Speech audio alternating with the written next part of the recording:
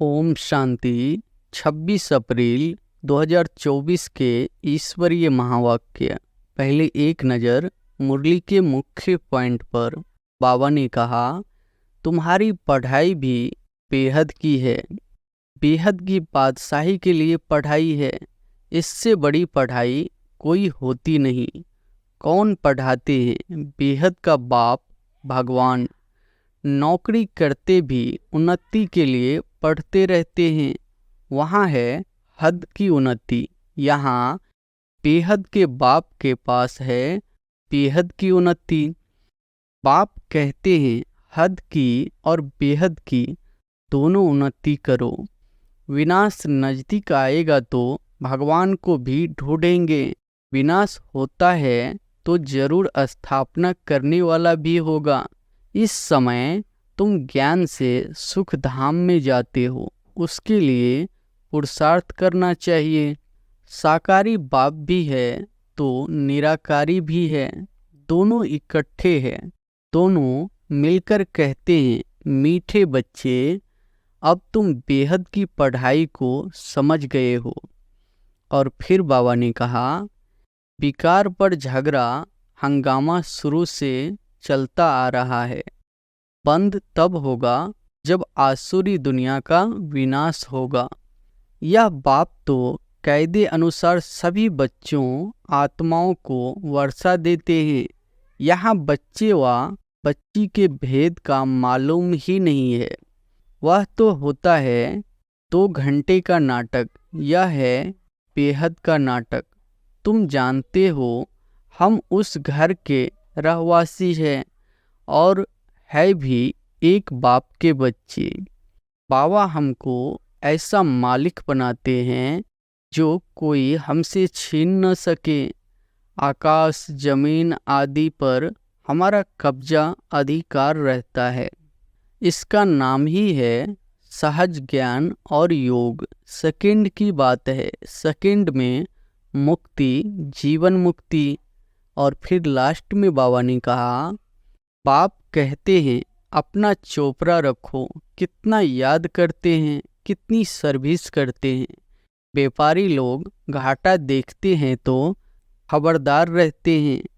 बाप तुम बच्चों के साथ कितना वफादार है, कभी तुमको छोड़ेंगे नहीं। आए ही है सुधार कर साथ ले जाने।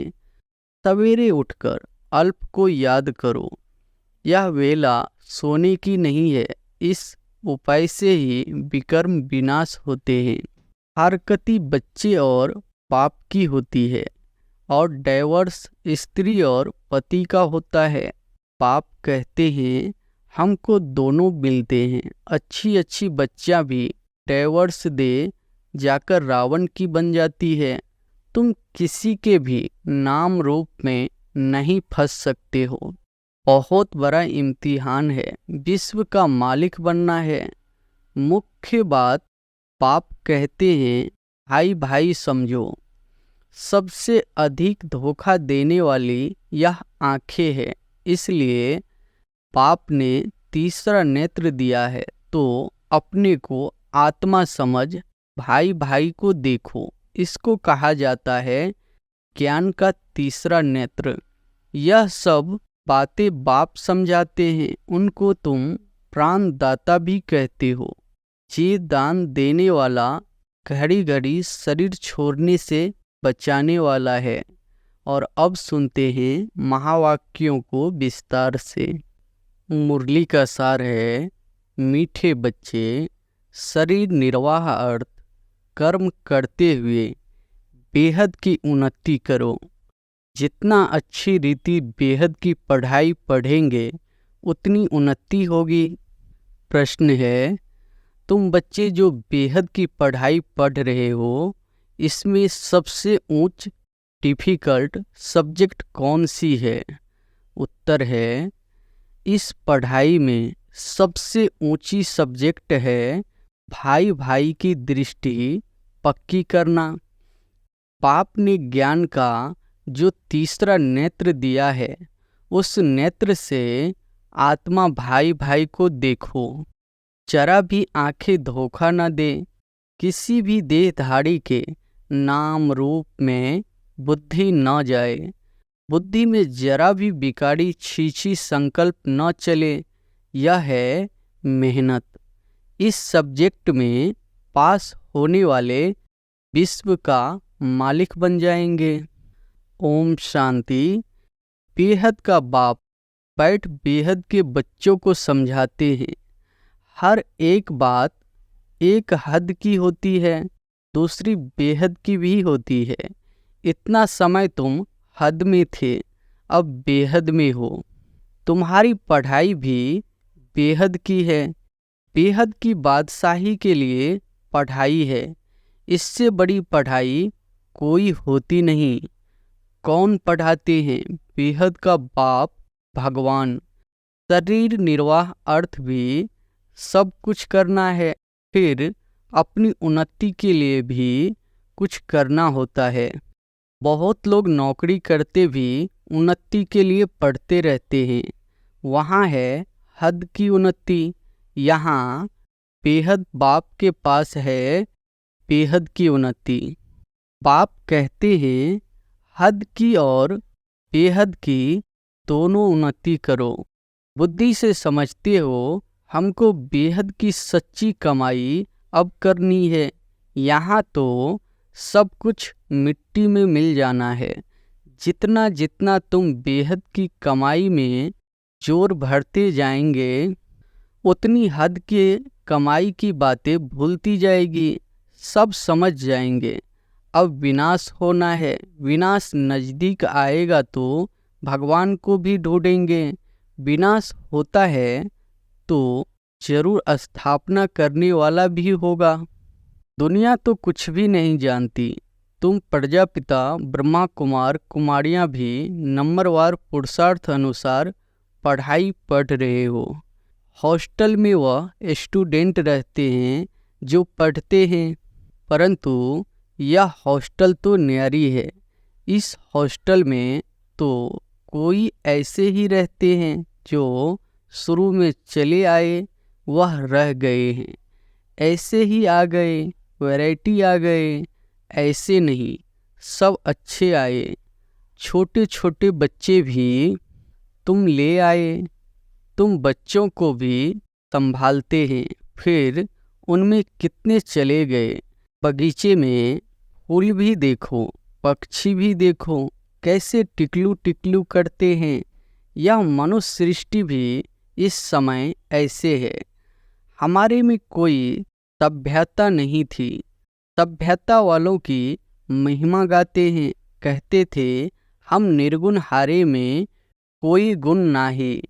फल कितनी भी बड़े आदमी आते हैं, फील करते हैं कि हम रचयिता बाप और रचना के आदि मध्य अंत को नहीं जानते हैं। फिर वह किस काम के? तुम भी कुछ काम के नहीं थे। अब तुम समझते हो बाप की कमाल है। बाप विश्व का मालिक बनाते हैं, जो राजाई हमसे कोई भी छीन नहीं सकते। जरा भी कोई विघ्न डाल ना सके। क्या से हम क्या बनते हैं? तो ऐसे बाप की श्रीमत पर जरूर चलना चाहिए। भल दुनिया में कितनी गलानी हंगामे आदि होते हैं, यह कोई नई बात नहीं है। 5000 वर्ष पहले भी हुआ था। शास्त्रों में भी है, बच्चों को बताया है। यह जो भक्ति मार्ग के शास्त्र है वह फिर भक्ति मार्ग में पढ़ेंगे। इस समय तुम ज्ञान से सुख धाम में जाते हो, उसके लिए पूरा पुरुषार्थ करना चाहिए। जितना अब पुरुषार्थ करेंगे उतना कल्प कल्प होगा। अपने अंदर जांच करनी है, कहाँ तक हम ऊंच पद पाएंगे। यह तो हर एक स्टूडेंट समझ सकते हैं कि हम जितना अच्छा पढ़ेंगे उतना ऊंच पद पाएंगे। यह हमसे होशियार है, हम भी होशियार बने। व्यापारियों में भी ऐसे होता है। मैं इनसे ऊपर जाऊं यानी होशियार बनूं। अल्पकाल का सुख के लिए मेहनत करते हैं। बाप कहते हैं मीठे मीठे बच्चों, मैं तुम्हारा कितना बड़ा बाप हूँ। साकारी बाप भी है तो निराकारी भी है, दोनों इकट्ठे हैं। दोनों मिलकर कहते हैं, मीठे बच्चे, अब तुम बेहद की पढ़ाई को समझ गए हो और तो कोई जानते ही नहीं। पहली बात तो हमको पढ़ाने वाला कौन? भगवान क्या पढ़ाते हैं? राजयोग। तुम राज्य ऋषि हो, वह है हठ योगी। वे भी है ऋषि, परंतु हद के। वह कहते हैं, हमने घरबार छोड़ा है। यह कोई अच्छा काम किया है क्या? तुम घरबार तब छोड़ते हो जब तुमको विकार के लिए तंग करते हैं। उनको क्या तंगी हुई? तुमको मार पड़ी तब तुम भागी हो। एक एक से पूछो, कुमारियों ने, स्त्रियों ने कितनी मार खाई है, तब चली आई। शुरू में कितने आए, यहाँ मिलता था ज्ञान अमृत, तो चिट्ठी ले आई कि हम ज्ञान अमृत पीने ओम राधे के पास जा रहे हैं। यह विकार पर झगड़ा हंगामा शुरू से चलता आ रहा है। बंद तब होगा जब आसुरी दुनिया का विनाश होगा, फिर आधा कल्प के लिए बंद हो जाएगा। अभी तुम बच्चे बेहद के बाप से प्रारब्ध लेते हो। बेहद का बाप सबको बेहद की प्रारब्ध देते हैं। हद का बाप हद की प्रारब्ध देते हैं। वह भी सिर्फ बच्चों को ही वर्षा मिलता है। यहाँ बाप कहते हैं, तुम बच्ची हो या बच्चा, दोनों वर्षे के हकदार है। उस लौकिक बाप के पास भेद रहता है, सिर्फ बच्चों को वारिस बनाते हैं। स्त्री को हाफ पार्टनर कहते हैं, परंतु उनको भी हिस्सा देते नहीं है, बच्चा ही संभाल लेते हैं। बाप का बच्चों में मोह रहता है। यह बाप तो कायदे अनुसार सभी बच्चों आत्माओं को वर्षा देते हैं। यहाँ बच्चे व बच्ची के भेद का मालूम ही नहीं है। तुम कितने सुख का वर्षा बेहद के बाप से लेते हो, फिर भी पूरा पढ़ते नहीं, पढ़ाई को छोड़ देते हैं। बच्चियाँ लिखती है, बाबा फलाने ने ब्लड से लिख कर दिया है, अब नहीं आता है। ब्लड से भी लिखते हैं, बाबा आप प्यार करो व ठुकराओ, हम आपको कभी छोड़ेंगे नहीं। परंतु परवरिश लेकर फिर भी चले जाते हैं। बाप ने समझाया है, यह सब ड्रामा है। कोई आश्चर्यवत भागंती होंगे, यहाँ बैठे हैं तो निश्चय है। ऐसे बेहद के बाप को हम कैसे छोड़ें? यह तो पढ़ाई भी है, गारंटी भी करते हैं, हम साथ ले जाएंगे। सतयुग आदि में इतने सब मनुष्य नहीं थे, अभी संगम पर सभी मनुष्य है। सतयुग में बहुत थोड़े होंगे, इतने सब धर्म वाले कोई भी नहीं रहेंगे। उसकी सारी तैयारी हो रही है। यह शरीर छोड़ शांति धाम चले जाएंगे। हिसाब किताब चुकतू कर जहाँ से आए हैं पाठ बजाने वहाँ चले जाएंगे। वह तो होता है 2 घंटे का नाटक, यह है बेहद का नाटक। तुम जानते हो हम उस घर के रहवासी हैं और है भी एक बाप के बच्चे। रहने का स्थान है निर्वाण धाम, वाणी से परे, वहाँ आवाज होता नहीं। मनुष्य समझते हैं ब्रह्म में लीन हो जाते हैं। बाबा कहते हैं आत्मा अविनाशी है, उनका कभी विनाश हो न सके। कितनी जीव आत्माएं हैं, अविनाशी आत्मा जीव द्वारा पाठ बजाती है। सब आत्माएं ड्रामा के एक्टर्स हैं। रहने का स्थान ब्रह्मांड वह घर है। आत्मा अंडे मिसल दिखाई पड़ती है, वहाँ ब्रह्मांड में उनके रहने का स्थान है। हर एक बात को अच्छी रीति समझना है, नहीं समझते हैं तो आगे चलकर आपे ही समझ जाएंगे। अगर सुनते ही रहेंगे तो छोड़ देंगे तो फिर कुछ भी समझ नहीं सकेंगे। तुम बच्चे जानते हो, यह पुरानी दुनिया खत्म हो, नई दुनिया स्थापन होती है। बाप कहते हैं, कल तुम विश्व के मालिक थे, अब फिर तुम विश्व के मालिक बनने आए हो। गीता भी है ना, बाबा हमको ऐसा मालिक बनाते हैं जो कोई हमसे छीन न सके। आकाश, जमीन आदि पर हमारा कब्जा अधिकार रहता है। इस दुनिया में देखो क्या क्या है, सब है मतलब के साथी। वहाँ तो ऐसे नहीं होगा। जैसे लौकिक बाप बच्चों को कहते हैं, यह धन माल सब कुछ तुमको देकर जाते हैं, इनको अच्छी रीति संभालना। बेहद का बाप भी कहते हैं, तुमको धन माल सब कुछ देते हैं, तुमने हमको बुलाया है, पावन दुनिया में ले चलो, तो जरूर पावन बनाकर विश्व का मालिक बनाऊंगा। बाप कितना युक्ति से समझाते हैं। इसका नाम ही है सहज ज्ञान और योग। सेकंड की बात है, सेकंड में मुक्ति, जीवन मुक्ति। तुम अब कितना दूरादेशी बुद्धि हो गए हो। यही चिंतन होता रहे कि हम बेहद के बाप द्वारा पढ़ रहे हैं, हम अपने लिए राज्य स्थापन कर रहे हैं, तो उसमें हम ऊंच पद क्यों न पाए, कम क्यों पाए।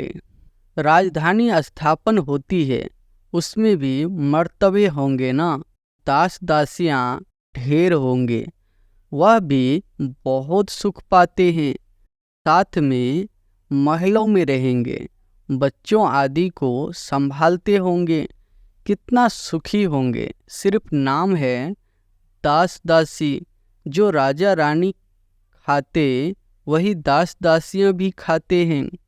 प्रजा को तो नहीं मिलता है। दास दासियों का भी बहुत मान है, परंतु उनमें भी नंबरवार है। तुम बच्चे सारे विश्व के मालिक बनते हो।